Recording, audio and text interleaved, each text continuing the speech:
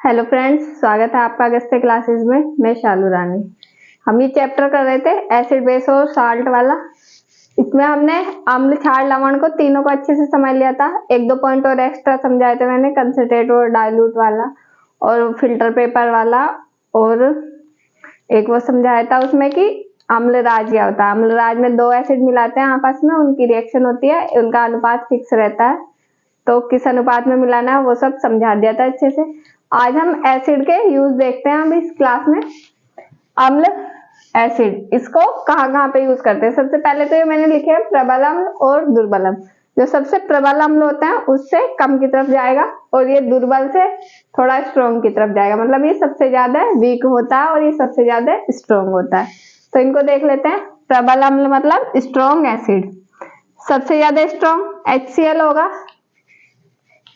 ये मैंने HCl जो पिछली क्लास कराई थी उसमें कई जगह मैंने हाइड्रोजन क्लोराइड बोल दिया इसको, और कई जगह हाइड्रोक्लोरिक एसिड बोल दिया।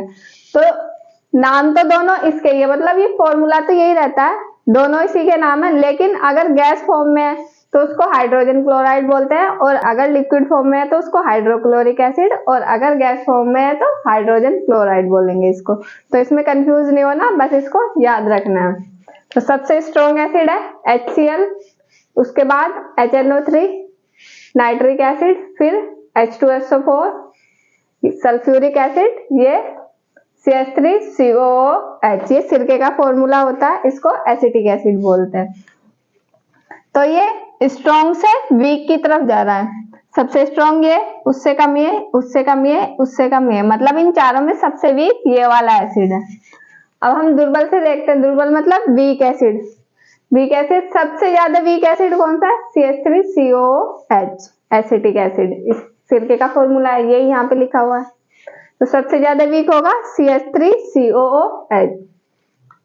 अब सबसे ज्यादा वीक ये है, तो उससे इधर की तरफ चलेंगे तो ये प्रबल होते जाएंगे, मतलब स्ट्रॉन्ग होते जाएंगे। सबसे ज्यादा वीक ये है, ये इससे थोड़ा कम वीक है, मतलब ये इससे स्ट्रॉन्ग है।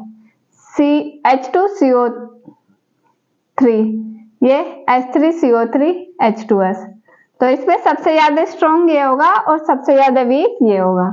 तो ये कुछ प्रबल अम्ल और दुर्बल अम्ल, कई बार यही पूछ लेते हैं कि इन दोनों में ज्यादा स्ट्रॉन्ग कौन सा है, मतलब कंपैरिजन करवा लेते हैं। तो ये वाले भी याद होना जरूरी है। अब हम यूज देखते हैं इनके एक एक के, मतलब जो मेन कुछ एसिड है उनके यूज देख लेते हैं कि वो कहाँ कहाँ पे यूज होते हैं। उपयोग, यूजेस। HCl हाइड्रोक्लोरिक एसिड, जब ये लिक्विड फॉर्म में है तो ये हाइड्रोक्लोरिक एसिड है, और जब ये गैस फॉर्म में होगा तो ये हाइड्रोजन क्लोराइड होगा। तो इसको हम कहाँ कहाँ यूज करते हैं? नमक का अम्ल बनाने में। अगर नमक का अम्ल बनाना है हमें तो हम HCl यूज करेंगे। क्लोरीन निर्माण में, क्लोरीन गैस बनाई जाते हैं एक्सपेरिमेंट करके। लैब में क्लोरीन गैस बनाने के लिए भी हम HCl को यूज करते हैं। ये पूरी एक अलग से ही क्लोरीन निर्माण की प्रक्रिया होती है, उसमें आता है। नमक के शोधन में, अगर हमें नमक का शोधन करना है तो उसके लिए भी हम HCl यूज करेंगे। कपड़ा रबर उद्योग में, जो फैक्ट्रियां होती है कपड़ा बनाने वाली या रबड़ बनाने वाली, उनमें भी HCl का यूज होता है। उर्वरक, रंगों के उत्पादन में। उर्वरक मतलब जो खाद होते हैं उनके उत्पादन में, और रंगों के उत्पादन में, जो रंग बनाए जाते हैं उनके उत्पादन में भी हम HCl का यूज करते हैं। तो ये कुछ HCl के यूज है।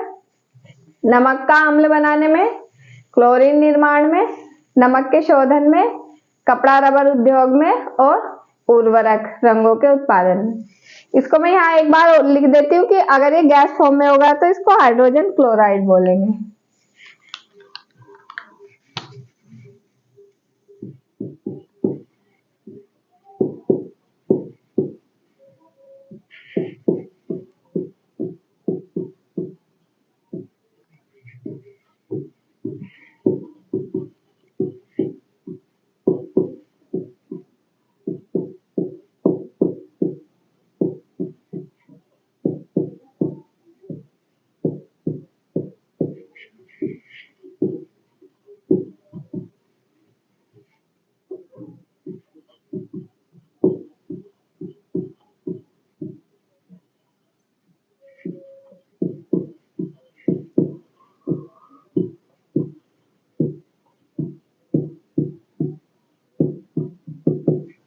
ये लिख दिया मैंने यहाँ पे HCl,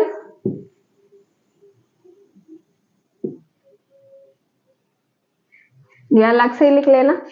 HCl यदि गैसीय अवस्था में होता है, अगर ये गैसीय स्टेट में है तो इसे हाइड्रोजन क्लोराइड कहते हैं, और अगर लिक्विड में है तो हाइड्रोक्लोरिक एसिड बोलेंगे। अब ये HCl हो गया। नेक्स्ट हमारे पास HNO3 या नाइट्रिक एसिड। HNO3 इसका फॉर्मूला है, इसको नाइट्रिक एसिड बोलते हैं। इसका यूज कहाँ होगा? अमोनियम नाइट्रेट उर्वरक बनाने में। अमोनियम नाइट्रेट एक उर्वरक होता है, खाद, जिसको खेती में यूज करते हैं, उसके निर्माण में HNO3 यूज होगा। सोने व चांदी के शुद्धिकरण में, सोना और चांदी का जब शुद्धिकरण करते हैं मतलब उनको शुद्ध करते हैं, अलग निकालते हैं, उसमें अशुद्धियां होती है, अशुद्धियां अलग करने के लिए उसमें भी HNO3 का यूज करते हैं। कल हमने जो अम्लराज पढ़ा था, अम्लराज में HCl और HNO3 मिला रहे थे, तो वो सोने और चांदी को मेल्ट करने में यूज हो रहा था, लेकिन यहाँ पे शुद्धिकरण में यूज हो रहा है, सोने व चांदी को शुद्धिकरण में। पटाखे व अन्य विस्फोटक TNT डायनामाइट बनाने में, जो पटाखे बनते हैं उनमें भी यूज होता है, और जो और विस्फोटक पदार्थ होते हैं जैसे TNT या डायनामाइट आदि, उनमें भी HNO3 का यूज होता है। डायनामाइट आपने सुना होगा कई बार, जहाँ पे युद्ध होता है उसमें बोलते हैं कि डायनामाइट बिछा रखे हैं। डायनामाइट वो धरती के नीचे बिछा देते हैं और उसके ऊपर से अगर कुछ जाता है तो वो फटते हैं एकदम से, तो उसमें यही भरा होता है HNO3। पटाखे व अन्य विस्फोटक TNT या डायनामाइट आदि बनाने में, तो ये HNO3 के यूजेस हो गए, नाइट्रिक एसिड। नेक्स्ट है हमारे पास H2SO4 या सल्फ्यूरिक एसिड, सल्फ्यूरिक अम्ल H2SO4।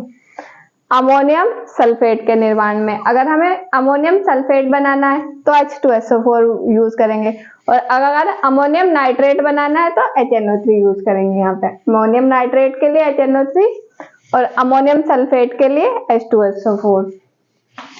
बैटरियों में, ये बैटरियों में भी भरा हुआ होता है H2SO4, एसिड है ना, तो ये बैटरियों में भरा होता है। रंग, कपड़ा, कागज उद्योग में, रंग, कपड़ा और कागज के जो उद्योग होते हैं, जो फैक्ट्रियां होती है, वहां पे भी H2SO4 को यूज किया जाता है।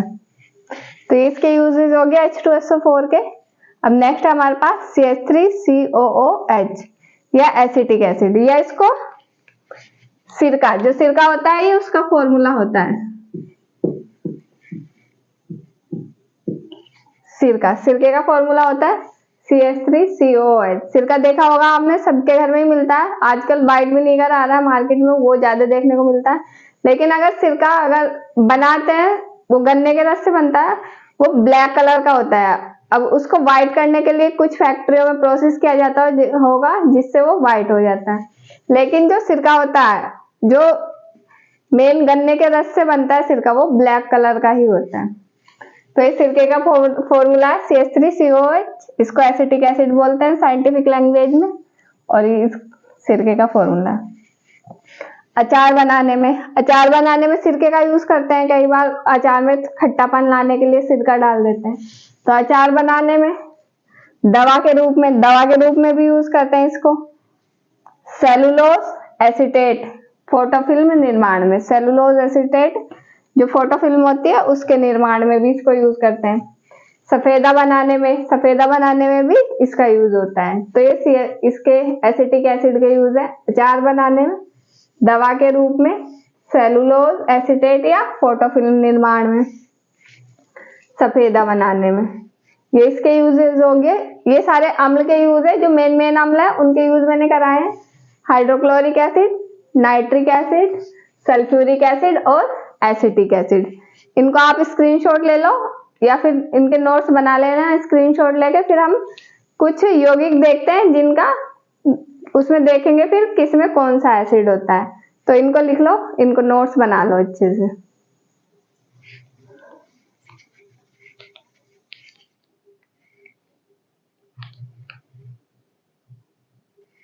अब हम इनको देख लेते हैं। ये मैंने कुछ नाम लिखे हैं, इनमें देखते हैं हम कौन कौन से एसिड होते हैं। ये नाम लिखे हैं, सिरका, इमली, अंगूर, दही, नींबू, संतरा, टमाटर, चींटी, बिच्छू, मधुमक्खी का डंक या सेब। इनमें कौन कौन से एसिड होते हैं। हम जो हमारे डेली लाइफ जो होती है उसमें अधिकतर यूज आते हैं सभी। ये चींटी, बिच्छू, मधुमक्खी का डंक अगर ये काट लेते हैं तो ये कौन सा एसिड हमारे अंदर छोड़ते हैं। तो ये सब हमारी डेली लाइफ में यूज होते हैं। इनको देखते हैं हम, इसमें कौन कौन सा एसिड होता है। सिरका, ये अभी मैंने बताया था, सिरका किसमें होता है, सिरके में कौन सा एसिड होता है,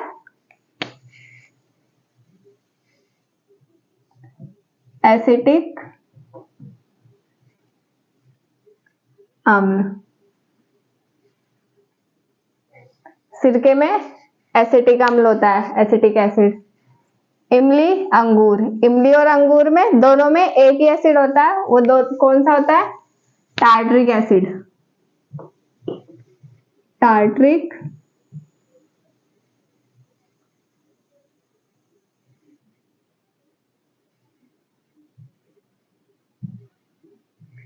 अम्ल।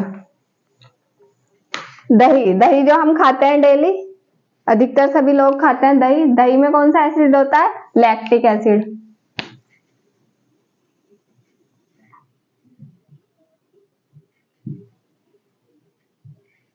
लैक्टिक अम्ल।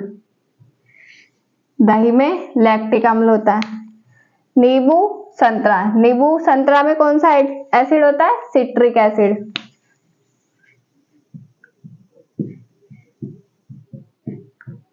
सिट्रिक अम्ल। दोनों में एक ही होता है, नींबू और संतरे में सिट्रिक एसिड। टमाटर, टमाटर में एस्कॉर्बिक एसिड होता है,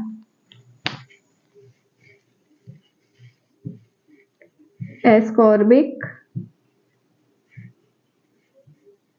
अम्ल। टमाटर में खट्टापन होता है थोड़ा सा, इसमें भी एसिड होता है। ये सब अधिकतर इन सब चीजों जो खट्टी होती है उनमें एसिड होता है। सिरका, इमली, अंगूर, दही, नींबू, संतरा, टमाटर, ये सब खट्टे हैं। सेब में भी थोड़ा खट्टापन होता है, तो ये सब खट्टी चीजें हैं, इसलिए इनमें एसिड होता है। चींटी, बिच्छू या मधुमक्खी का डंक, डंक आपने देखा होगा, जैसे ये जो होते हैं इनके आगे सुई के जैसी संरचना निकली होती है, उसको ही डंक बोलते हैं। जब ये काटती हैं तो उसको अंदर घुसाती हैं और हमारे अंदर एक एसिड छोड़ती है। और कौन सा एसिड छोड़ती है, फॉर्मिक एसिड, फॉर्मिक एसिड छोड़ती है। उससे ही हमारी जहां पे भी ये काटती है वहां खुजली मचती है और जलन होती है। तो चींटी, बिच्छू और मधुमक्खी के डंक में कौन सा एसिड होता है, फॉर्मिक एसिड, फॉर्मिक अम्ल। नेक्स्ट है हमारे पास सेब, सेब में कौन सा एसिड होता है, मैलिक एसिड,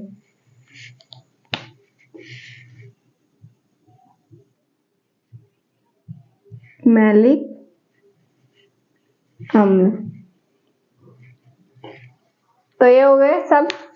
सिरके में एसिटिक एसिड, इमली अंगूर में टार्ट्रिक एसिड, दही में लैक्टिक एसिड, नींबू संतरा में सिट्रिक एसिड, टमाटर में एस्कॉर्बिक एसिड, चींटी, बिच्छू और मधुमक्खी के डंक में फॉर्मिक एसिड और सेब में मैलिक एसिड। इसका स्क्रीनशॉट ले लो आप एक बार।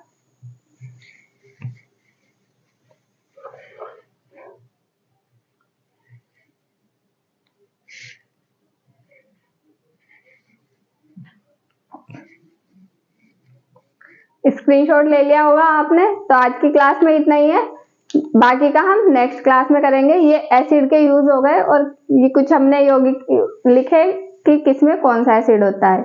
आज की क्लास में इतना ही करेंगे, बाकी नेक्स्ट क्लास में करेंगे बेस के यूज और लवण देखते हैं उसमें क्या क्या होता है। तो आज की क्लास में इतना ही है। क्लास अच्छी लगी हो तो शेयर करें, लाइक करें, कमेंट करें और चैनल को सब्सक्राइब कर लें। सब्सक्राइब करके वो बेल आइकन रहता है साइड में, उसको भी दबा लिया करें जिससे आपको नोटिफिकेशन मिलता रहे। Thank you.